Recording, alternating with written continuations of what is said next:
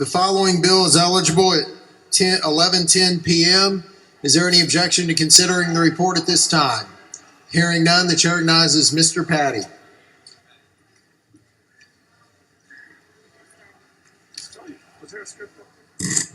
Thank you, Mr. Speaker. I call up conference committee report on HB 3557.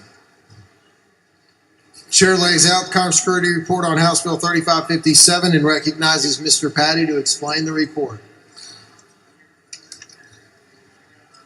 Thank you, Mr. Speaker. Members, HB 3557 is a critical infrastructure bill.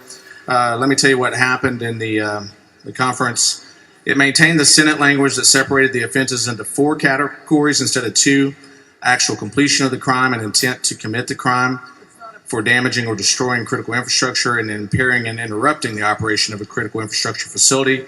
It only changed one penalty from the Senate version, returning actual impairment or an interruption to a state jail felony as it was in the original House bill that passed out a year. And it added language at the request of some other folks that makes it a defense to prosecution if the damage that was done was only superficial. We wanted to ensure that folks, if they stuck a sticker on a pipeline or spray painted something like that, that there was defense to prosecution there, that they were not included in this. That's just superficial.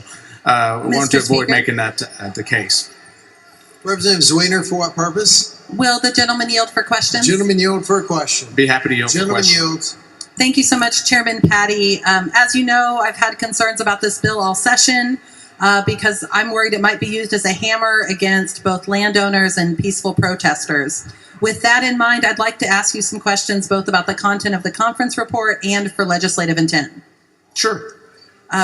First question, when House Bill 3557 was laid out in the House, you agreed to take an amendment that removed the words deface and damage.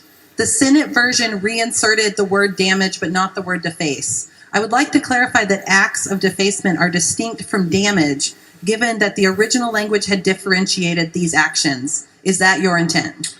Yes, and as I just stated, it's again worth noting that the conference report actually adds a language to defense to prosecution if the damage done is superficial, which would include things like defacing, with spray paint or a sticker or something like that. That is correct. And then when Senator Birdwell added the word damages back into the bill, he stated in committee that it was intended to assure that you could be subjected to a third-degree felony, not just for totally destroying private property, but also for substantial damage. Is that your understanding? Yes, and I think that the challenge here is it's tough to determine what destroyed means, whereas something can be very seriously damaged or rendered inoperable or cause harm to individuals or even the environment. And so I think that's why that's in there. Okay. And is it fair to say that the intent of including the word damage is for substantial acts of damage, not minor damage, like tampering, vandalizing, or defacing, words which were removed from the original bill? I would say tampering would very likely be meant to be included in this bill if someone tampers with a pipeline, i.e. shutting off a valve or opening up a valve, which would very much be included under this bill, I believe. But again, it would be something more substantial like that as opposed to some of the things that like defacement, things like that.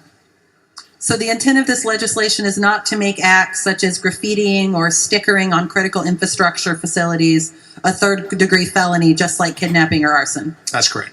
Thank you.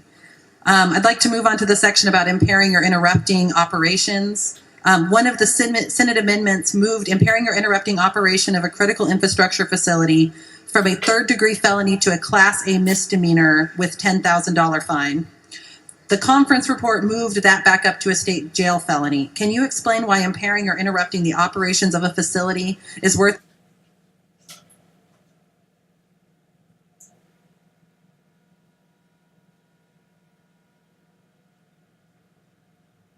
same punishment as the crimes of endangering a child and sexual coercion? It is correct that we went back to that language, which I point out is changing it back to the original House language, so basically retaining what we had already passed. And again, a reminder that this is to say that prosecutors have discretion in charging and sentence recommendations here. And so when we see these in here, these are not floors; these are ceilings. And so I trust prosecutors to make a determination based on the activity itself as to whether or not it warrants the full level of a state jail felony or something less than that. And I trust that they'll do that. Are you aware that the state of Louisiana is currently involved in a lawsuit with nonprofit groups and individuals who've been prosecuted under similar legislation for protesting pipelines? I'm not aware of the case you're talking about. However, I did, in doing a little investigation, determine that the Louisiana legislation itself is still pending in the legislation. So I don't know exactly how that could be the case. So, but to answer your question directly, I'm not familiar with the case in Louisiana. Okay. Well, there may be new legislation pending, but there was an existing statute that made it a felony. Okay. I'll have to take your word on that.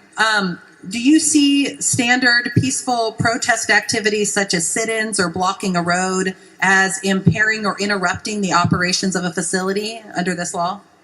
The way I would answer that is it's important to remember that to be liable under this bill, 3557, you have to enter or remain on the property. If you're protesting on adjacent land or a road, that would not bring you under this bill. So if somebody trespassed and was engaged in a peaceful protest, that would be a felony under this bill if they did a sit-in on private property. I'm sorry, repeat your question. So if somebody entered a property, did a sit-in, and refused to leave, your intention is that they should be able to be prosecuted with a felony under this bill? That would be up to the discretion of the prosecutor, but they could be charged. Okay.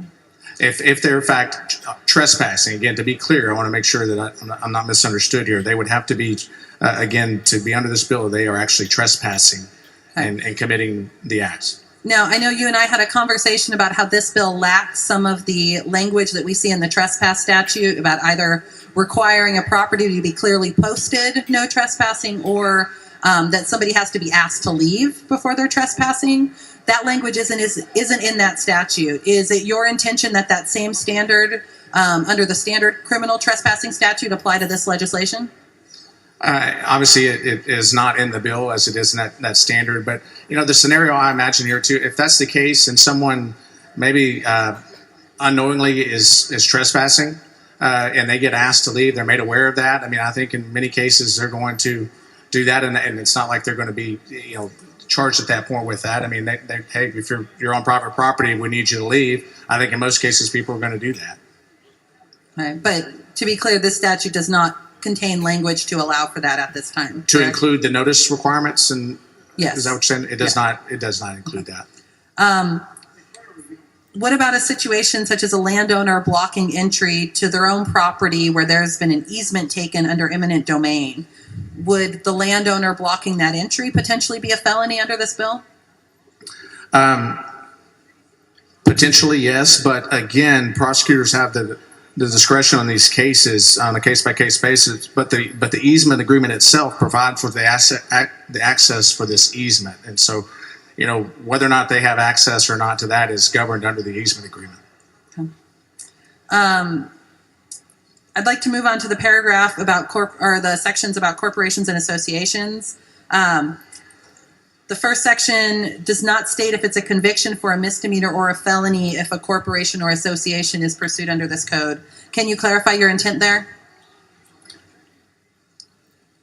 On the corporate portion? Yes. Yeah. Well, the corporate punishment applies to all sections created in HB 3557. We changed this in the House to be an up to language, so it's not, even though there is a cap, of 500,000, it could be something less than that. And again, that's left to the discretion of the prosecutor. In regards to the fine itself, a corporate fine is really the only way that you punish a corporation is monetarily, because you cannot jail a corporation. So that is why it's like that in the bill. Yeah. I guess that leads into the question of this fine. There is a fine for a corporation or association of up to $500,000. I would say I would add that that's in addition to mandatory restitution for any damages that's already in the bill.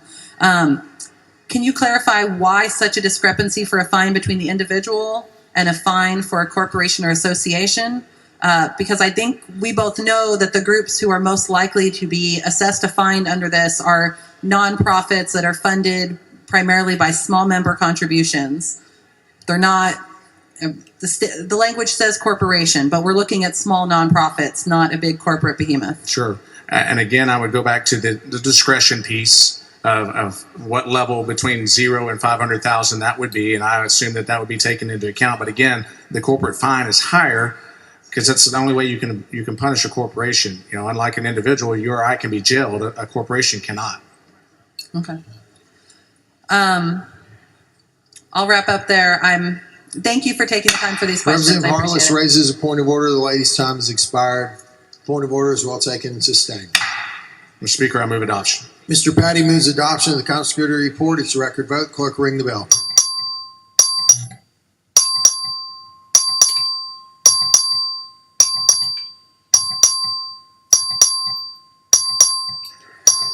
There being 97 ayes and 49 nays, the Constitutory Report is adopted.